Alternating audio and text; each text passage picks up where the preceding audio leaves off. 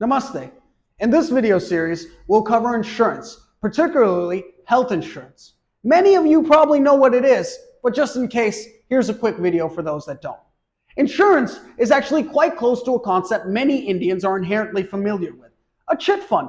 Hordes and hordes of people put a little bit of money into a collective fund, and when someone needs that money, they would draw it out. Insurance is a much more sophisticated chit fund. It uses statistics to understand how much to ask different people to be covered for different accidents. The amount of money required from you is essentially the probability that a certain accident will occur, multiplied by the amount of money needed to fix that problem. Think about it. Suppose out of 100,000 people that drive every day, only one gets into an accident. That means that there's a 1 in 1 lakh chance that an accident will occur.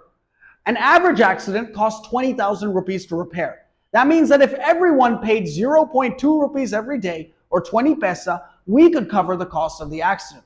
The company would charge you a little bit more than that because they need to cover the cost of their operations. Signing up clients, collecting money, giving out money to victims. So they might charge actually 0.25 rupees every day. But that's all that insurance is. It's a fancy chit fund. Well, that's it, guys. That's how insurance works.